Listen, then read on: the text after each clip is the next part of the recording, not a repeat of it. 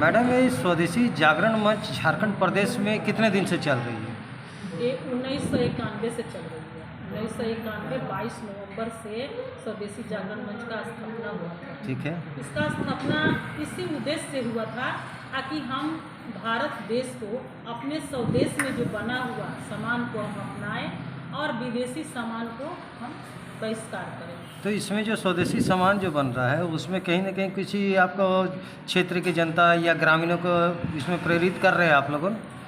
बहुत पहले जो है बहुत दुकानदार भाई पूरे चाइना के सामान बेचते थे, लेकिन जब से स्वदेशी जागरण मंच जनसंपर्क अभियान चला रही है तब से पूरा चाइना के सामान बहुत कम ये में आ रहा है।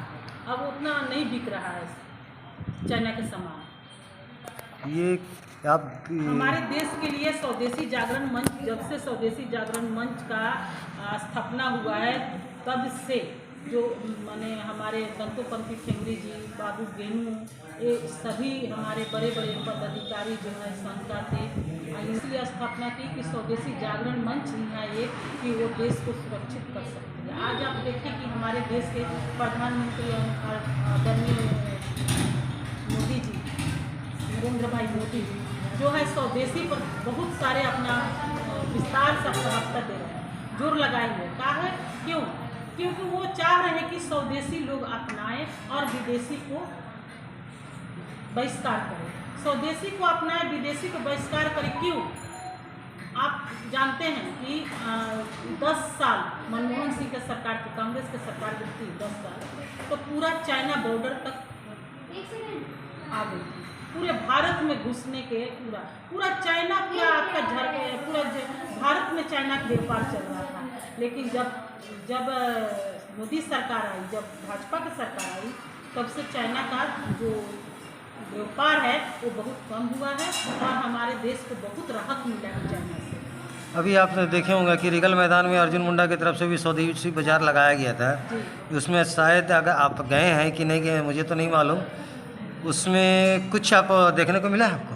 बहुत कुछ मिला देखने का। देखिए कि उसमें ज़्यादा से ज़्यादा आदिवासी लोग जो हमारे झारखंड के आदिवासी लोग हैं उनका दुकान की टोकरी का बहुत आप देखे होंगे, बेत का बहुत तरह का हस्तकला है।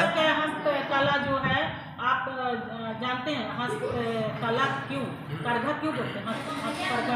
हथकरघा में आपका बहुत कुछ होता है। पहले लोग चरखा में सूत काटते थे, चरखा में है ना। अगर वही हम इलेक्ट्रिकल मशीन बैठा दें, अगर जैसे फैक्ट्री में लोग बहुत आप सूरत जाइए चाहे कहीं भी जाइए तो इलेक्ट्रिकल मशीन में सारा काम होती है, बिनाई जो भी हाथकरघा के काम है वो मशीन से होती है, तो उसमें ज़्यादा लोग की जरूरत नहीं होती है, उसमें 1 आदमी 2 आदमी की जरूरत होती है। लेकिन अगर हाथकरघा हाथ से जो मशीन चलती है उसमें 3 आदमी 4 आदमी की जरूरत होती है। एक चरखा के लिए चाहिए नली, बोबिन बनाना, 2 आदमी ताना बना करना, झाँप में रीडिंग लेना, झाँप को लगाना, फिर मशीन चलाना, तो उसमें 4 आदमी का काम होता है। बिना 4 आदमी का काम के लिए वो आपका करघा के काम नहीं, हाथकरघा के काम नहीं होता। इसीलिए हाथकरघा के काम आज भी होना चाहिए। तो ये आपकी जो जिस तरीके से आप कह रहे हैं इसमें हम कहीं ना कहीं लगता है कि प्रधानमंत्री नरेंद्र मोदी जो डिजिटल इंडिया को लेके आ रहे हैं और यहाँ हस्तकरघा की बात हो रही है, तो कहीं ना कहीं एक फ़र्क नहीं हो जा रहा दोनों में? देखिए देश में तो प्रधानमंत्री उनको जो अच्छा लगता है वो करते हैं, लेकिन हमारा जो काम है